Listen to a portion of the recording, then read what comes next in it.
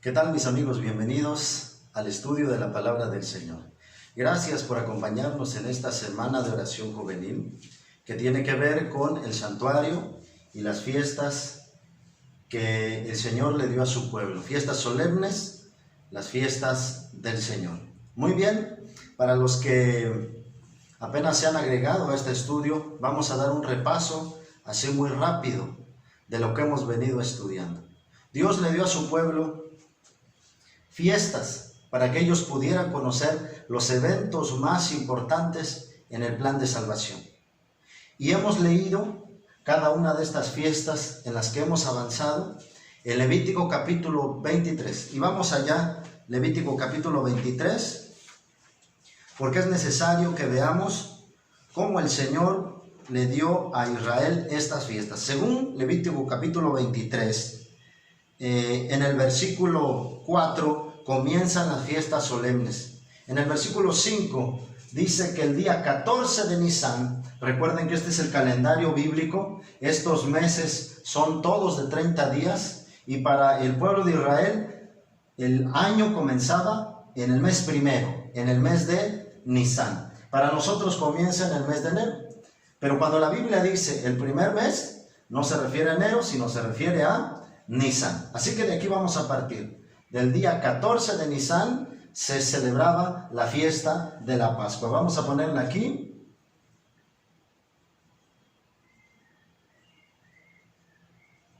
Muy bien.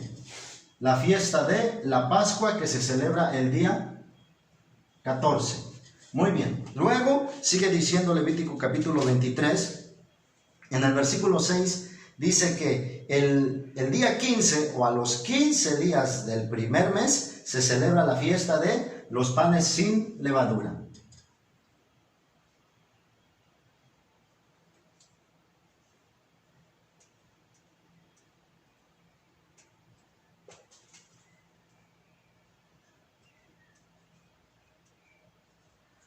Muy bien, sigue diciendo la palabra del Señor en el versículo 9, que se tendría que celebrar el día siguiente a este día 14, la fiesta de las primicias o la fiesta de las gavillas. Entonces ubicamos aquí en el día 16.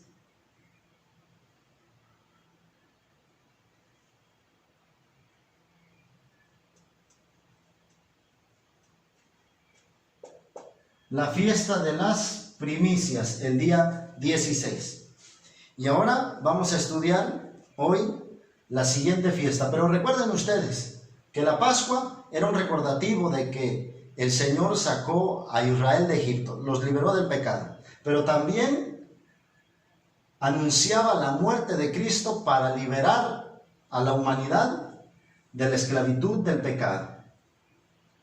También la fiesta de los panes sin levadura representaba la muerte de Cristo y la vida que Él llevó, a la cual también nosotros estamos invitados a participar. Una vida como panes sin levadura, que a la vez también anuncia la eliminación total del pecado que el Señor quiere realizar en el universo. La fiesta de las primicias era una fiesta en la cual se traían los primeros frutos.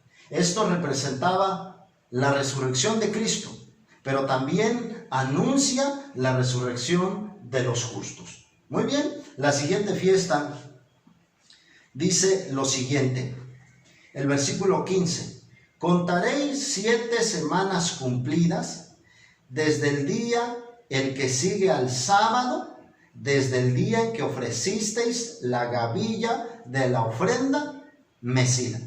7 semanas se tenían que contar a partir de cuando se ofrecía la gavilla, o sea, de la fiesta de las primicias. Recuerden eso, 7 semanas. Dice el versículo 16, hasta el día siguiente al séptimo sábado contaréis 50 días y ofreceréis el grano nuevo a Jehová.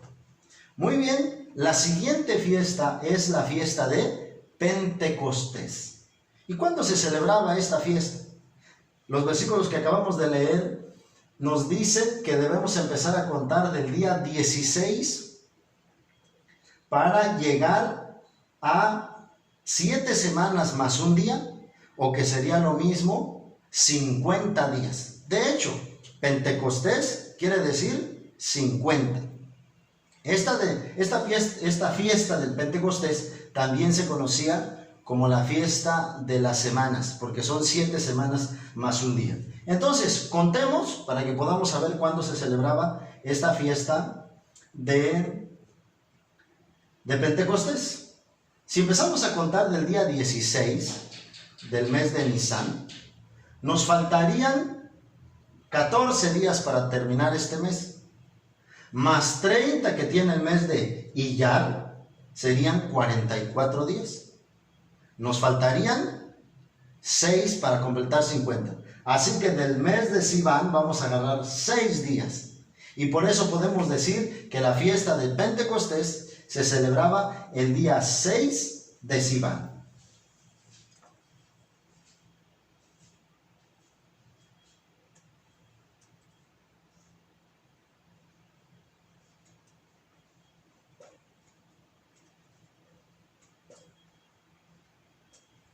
Muy bien, esa es la fiesta de Pentecostés. Ahora, ¿de qué se trataba esa fiesta? ¿Cuál es el origen de esa fiesta? Ya vimos que estas fiestas no eran un fin en sí mismas, sino que anunciaban eventos futuros. ¿Cuál es el origen de la fiesta y qué es lo que anuncia? Son preguntas que vamos a responder a través de este tema. Vamos primeramente a Éxodo capítulo 19, porque ahí tenemos parte de la respuesta. Éxodo capítulo 19, dice así la palabra del Señor. Al tercer mes de haber salido los hijos de Israel de la tierra de Egipto, ese mismo día llegaron al desierto de el Sinaí. Muy bien, dice la palabra del Señor. Al tercer mes después de haber salido, ¿cuándo salieron los israelitas de Egipto? Ustedes recuerdan que salieron el 14 de Nisan cuando se celebraba la Pascua, ¿sí? Dice que salieron y después de esto llegaron hasta aquí el tercer mes. ¿Qué día? Dice, ese mismo día. Cuando la Biblia usa la expresión el tercer mes, el mismo día, quiere decir el tercer mes, el tercer día, o como en nuestro lenguaje podemos decir el día 3 del mes 3, que sería el 3 de Sivan. El día 3 de Sivan, después de haber salido, llegaron al Sinaí. Pero para que dé la fecha número 6, nos falta todavía algo, y está en el versículo 10 de Éxodo capítulo 19, el mismo capítulo que venimos leyendo. Dice así el versículo 10. Y Jehová le dijo, ve al pueblo y santifícalos hoy y mañana, que laven sus vestidos, que estén preparados para el tercer día, porque al tercer día Jehová descenderá a la vista de todo el pueblo sobre el monte Sinaí. Entonces, el pueblo de Israel llegó el día 3 al desierto de Sinaí, allá abajo, a las faldas del monte, y 3 días después, o 3 días más, para que se encontraran con el Señor en el monte Sinaí. Entonces, ciertamente, el pueblo de Israel se encontró en el monte Sinaí el día 6 de Sivan. Por eso la fiesta del Pentecostés era una conmemoración del encuentro que Dios tuvo con su pueblo en el monte Sinaí. ¿Qué pasó en el monte Sinaí? Pues allí está en los capítulos siguientes. Después del capítulo 19 de Éxodo, viene el capítulo 20. Y el capítulo 20 contiene los mandamientos de Dios. 10 preceptos que el Señor le dio a su pueblo Israel. Pero más que la recepción de la ley, sucedió algo mucho más grande. ¿Qué sucedió en el monte Sinaí? El Señor hizo un pacto con su pueblo.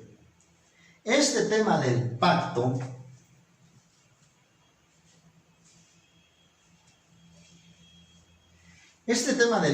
es muy recurrente en la Biblia. De hecho, para restaurar la relación que se quebró a causa del pecado entre Dios y el hombre, se necesita de un pacto.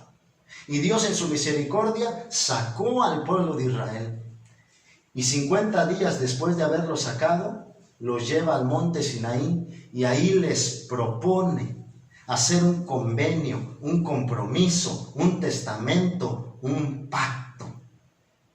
Y ese pacto decía que el pueblo de Israel iba a recibir muchas bendiciones, pero también, al ser el pueblo de Dios, tendría muchas responsabilidades.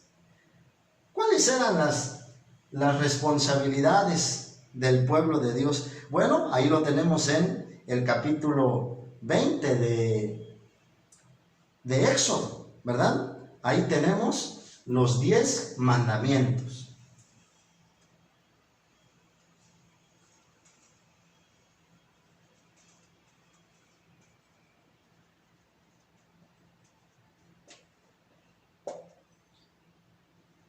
Tenemos a los 10 mandamientos que el Señor le dio a su pueblo. Muy bien. También el Señor le dio a su pueblo que estaba haciendo el pacto, les dio ritos y ceremonias que tenían que celebrar. Y para eso el Señor consagró a una familia de las tribus de Israel, a la familia de Aarón, que era parte de los levitas, para que hiciera la función de sacerdote. El Señor instituyó un sacerdocio. Era necesario el sacerdocio, pues el Señor también ordenó a Moisés que levantara un santuario. Vamos a Levítico capítulo 8. Levítico capítulo 8, versículo 6 al 12. Escuchen lo que está pasando aquí. Dice así: entonces Moisés hizo acercarse a Aarón y a sus hijos y los lavó con agua. Puso sobre él la túnica y se la ciñó con el cinto, lo vistió después con el manto, poniéndole encima el efod, se lo ciñó con el cinto del efod. Luego le puso el pectoral, dentro de él depositó el urim y el tumim. También le puso la mitra sobre su cabeza y encima de la mitra. En la frente puso la lámina de oro, la diadema santa como Jehová le había mandado a Moisés. Escuchen el versículo 10. Después tomó Moisés el aceite de la unción y ungió el tabernáculo y todas las cosas que estaban en él y la santificó. Escuchen el versículo 12 también. Derramó el aceite de la unción sobre la cabeza de Aarón y lo ungió para santificarlo. Hay dos cosas aquí que se consagran. Número 1, se consagra a Aarón como sacerdote.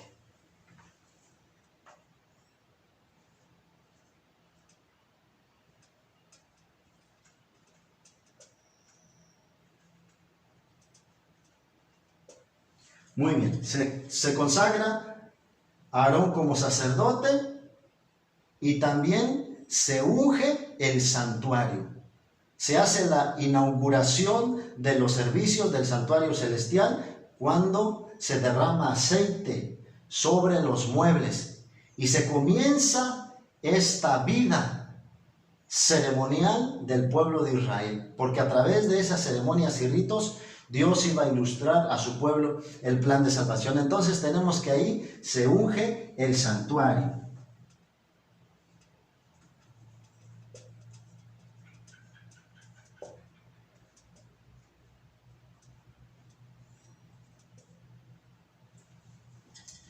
Ahora, el pueblo de Dios había recibido los mandamientos.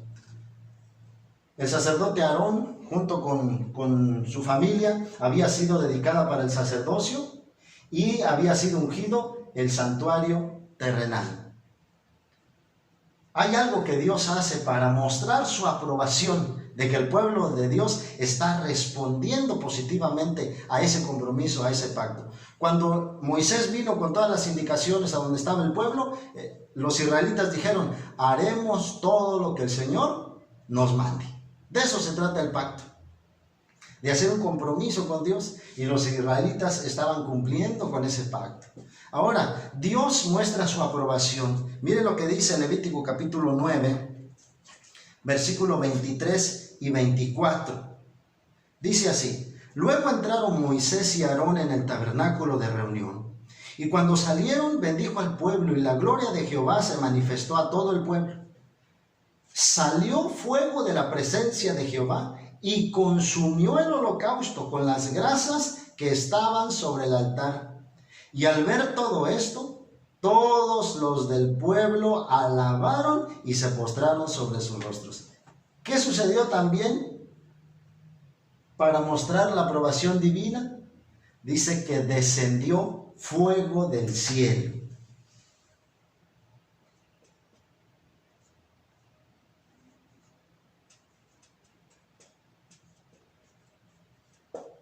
Fuego del cielo. Muy bien, este es el pacto. Esto es lo que comenzó en el Pentecostés. Un pacto entre Dios y su pueblo. Y mientras el pueblo de Israel se mantuviera obediente a ese pacto, el Señor le daría sus bendiciones. Ahora, el apóstol Pablo dice que todo esto era sombra de lo que había de venir. Esto es solamente un tipo, una representación de las realidades. Y ahora, ¿qué representa el Pentecostés? Hechos capítulo 2 nos cuenta lo siguiente. Esto es algo que se conoce muy bien. Hechos capítulo 2 muestra uno de los eventos más grandes en la historia de la iglesia. Dice así la palabra del Señor: cuando llegó el día de Pentecostés, estaban todos unánimes juntos. Estaban los discípulos celebrando la fiesta de Pentecostés. Y también como sucedió con Israel, que salió en Pascua y llegó al Sinaí en Pentecostés, así el pueblo de Dios tuvo que esperar desde la muerte de Cristo hasta que descendiera el Espíritu Santo en Pentecostés. Miren lo que dicen Hechos capítulo 1, versículo 3. A ellos también, después de haber padecido, se presentó vivo con muchas pruebas, apareciéndoles durante 40 días y hablándoles acerca del reino de Dios. Cristo entonces padeció en Pascua, y después de haber resucitado, tal como dice Levítico, se empezaban a contar después de la fiesta de las primicias 50 días para que llegara el Pentecostés. Después de haber resucitado Cristo, Lucas dice en el versículo que acabo de leer que 40 días estuvo Cristo con sus discípulos y entonces ascendió al cielo. Y ellos estuvieron en oración, en ruego, en el aposento alto 10 días. 40 días Cristo estuvo con ellos, más 10 días en el aposento alto, y llegó el segundo gran Pentecostés. Esta era una fiesta que se celebraba todos los años, pero en el tiempo de los apóstoles, sin duda que fue especial. ¿Qué pasó en el segundo Pentecostés? Bueno, lo que narra el Hechos de los Apóstoles que escribió Lucas, dice que aquí descendió el Espíritu Santo como lenguas de fuego. Hubo una gran explosión y el Evangelio se empezó a predicar. Eso es muy cierto, eso es maravilloso. Pero también estaba sucediendo algo con el pacto. Dios hizo un pacto con el pueblo de Israel en el pasado. Ahora estaba haciendo un pacto en el segundo Pentecostés con la iglesia cristiana, la iglesia primitiva. Y al igual que al pueblo de Israel se le darían estos elementos del pacto, también se le aseguró a la iglesia cristiana que Dios le daría estos elementos, pero ahora en la realidad. Vamos a ver cómo sucedió eso. Hechos capítulo 2, versículo 32. Miren lo que dice. Hechos, versículo 2, versículo 32 al 36. A este Jesús, este es el sermón de Pedro, después de haber recibido el Espíritu Santo. A este Jesús Dios lo resucitó, de lo cual todos nosotros somos testigos. Así que exaltado por la diestra de Dios y habiendo recibido la promesa del Padre, la promesa del Espíritu Santo, ha derramado esto que vosotros ves y oís. David no subió a los cielos, pero él mismo dijo el Señor a mi Señor, siéntate a mi diestra hasta que ponga tus enemigos por estrado de tus pies. Sépase pues ciertísimamente en toda la casa de Israel, que a este Jesús, a quien vosotros crucificasteis, Dios lo ha hecho Señor y Cristo. Miren nada más que mientras aquí en la tierra la iglesia estaba reunida en el día de Pentecostés, en el cielo estaba sucediendo algo maravilloso.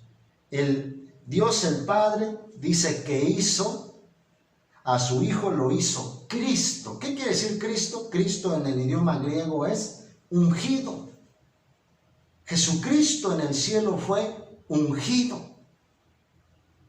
Y vamos a complementarlo con con Hebreos capítulo 8.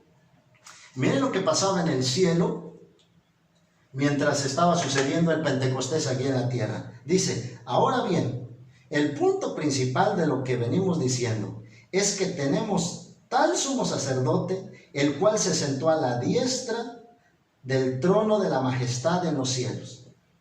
Él es ministro del santuario celestial, de aquel verdadero tabernáculo que levantó el Señor y no el hombre. Todo sumo sacerdote está constituido para presentar ofrendas y sacrificios, por lo cual es necesario también que tenga algo que ofrecer. Así que, si estuviera sobre la tierra, ni siquiera sería sacerdote, habiendo aún sacerdotes que presentan ofrendas según la ley. Estos sirven a lo que es figura y sombra de las cosas celestiales, como se le advirtió a Moisés. Versículo 6. Pero ahora tanto mejor ministerio es el suyo, cuanto es mediador de un mejor pacto establecido sobre mejores promesas. Ahora viene el nuevo pacto. Este es el antiguo pacto, ahora viene el nuevo pacto con Jesucristo como sumo sacerdote. Entonces, lo que está sucediendo en el cielo es que se unge a Cristo como sumo sacerdote.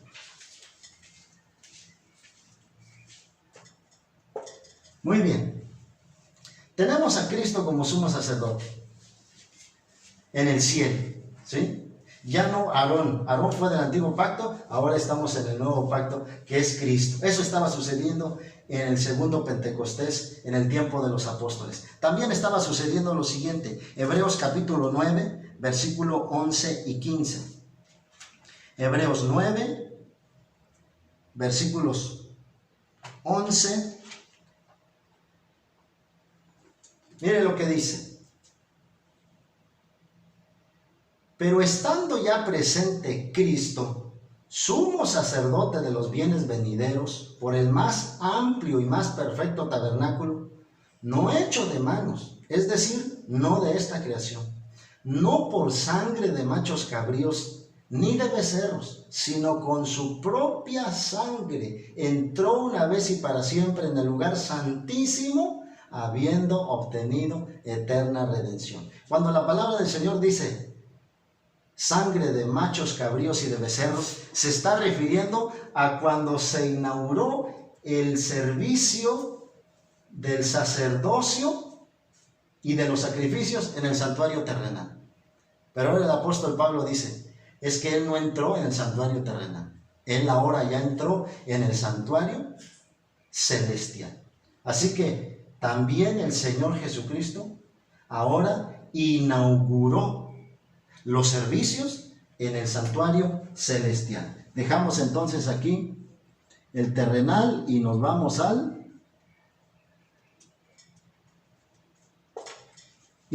celestial. Ese es el santuario del nuevo pacto. Y ahora, cuando El Señor es ungido en el cielo, es hecho Cristo y ha ungido, ha empezado su obra en el santuario celestial que desciende del cielo. En el antiguo pacto descendió fuego del cielo, pero ahora, como aprobación de que Dios había aceptado el sacrificio de Cristo, de que se había inaugurado el sacerdocio de Cristo y se había ungido también el santuario celestial, entonces desciende el Espíritu Santo. Miren ustedes, aquí descendió fuego del cielo, pero ahora desciende el Espíritu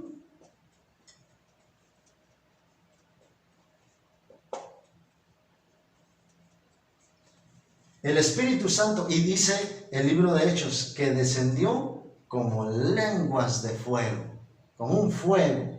Qué interesante, ¿verdad? Que lo que sucede en el primer Pentecostés y lo que sucede en el segundo Pentecostés. Casi nosotros nos concentramos solamente en lo que pasa aquí en la tierra.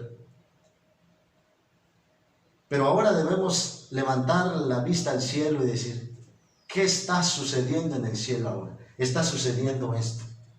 Por eso la palabra del Señor dice en Hebreos capítulo 10, versículo 21 y 22.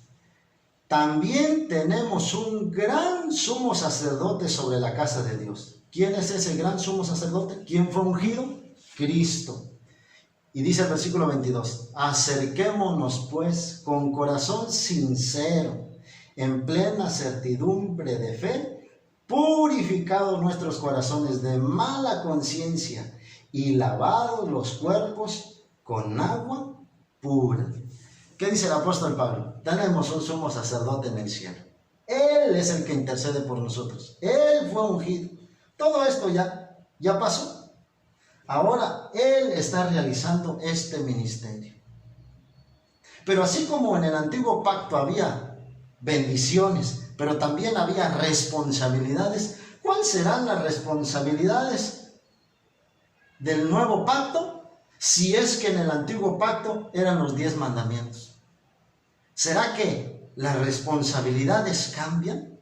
¿Qué dice la palabra del Señor respecto a la ley? Porque miren, en el antiguo pacto, Aarón era sacerdote, pero ahora es Cristo.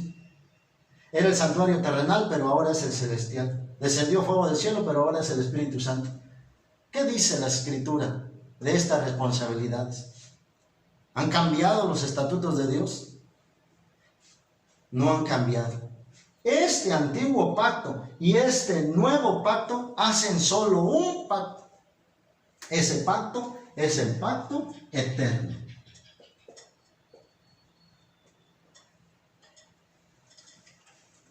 Pero ¿por qué se divide en antiguo y en nuevo? Porque esto era de símbolos. Aquí está la realidad.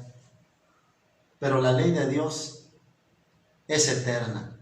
Esa ley no cambia.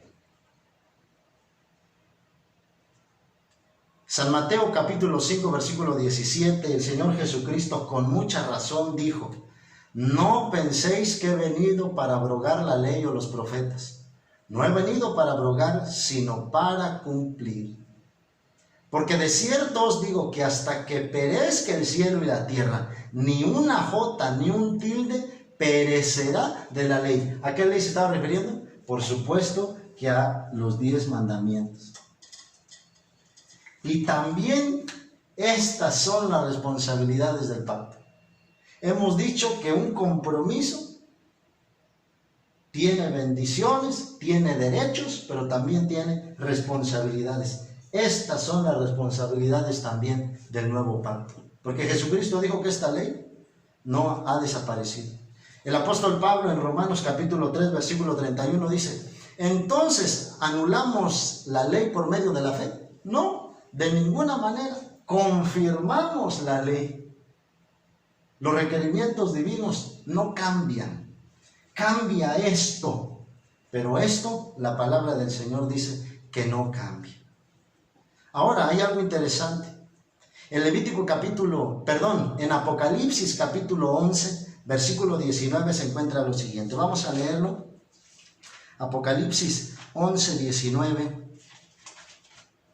Dice así: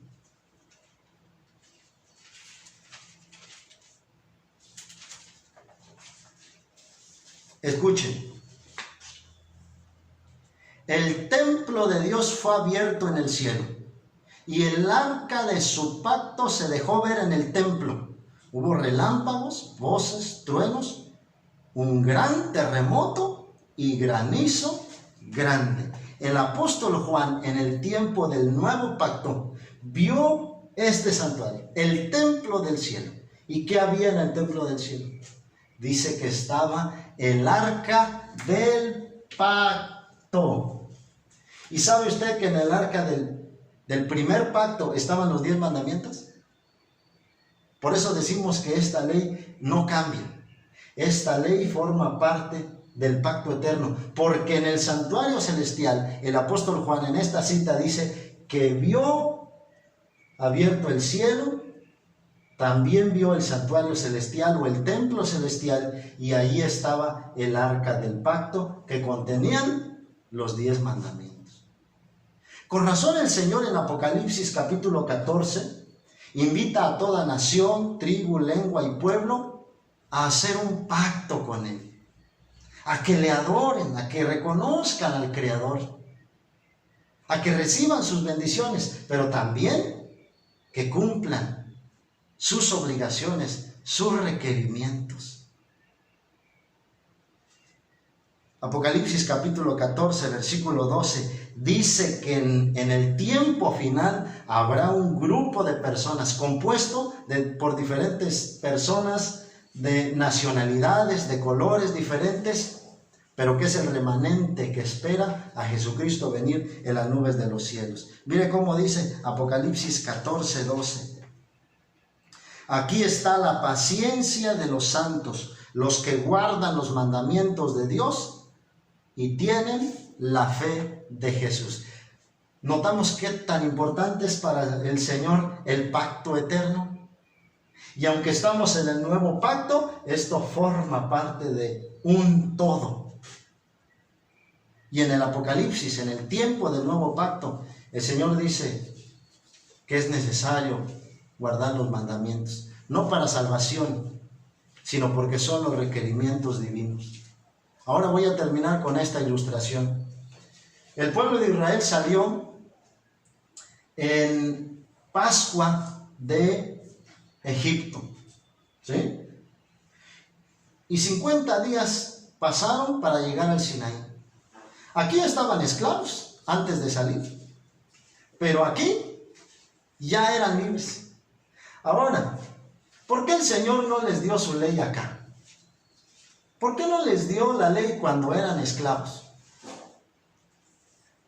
Lo que hizo el Señor fue darle la ley cuando ya eran libres en el monte Sinaí. La pregunta es, ¿para quién es la ley? ¿Para los esclavos o para los libres? ¿O para los que hacen un pacto con el Señor?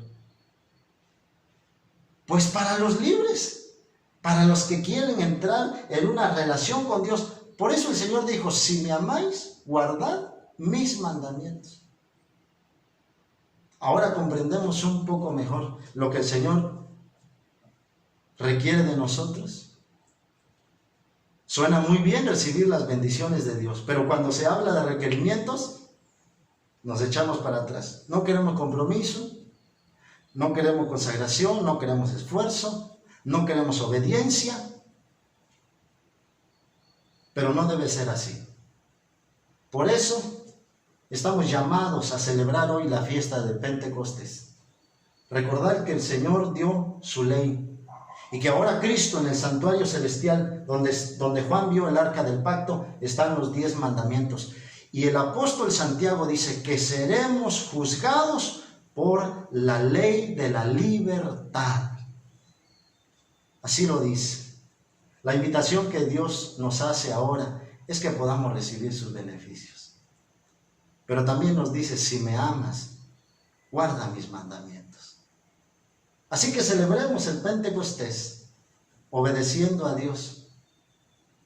Dios quiera que formemos parte del remanente que guarda los mandamientos de Dios y tiene el testimonio de Jesucristo.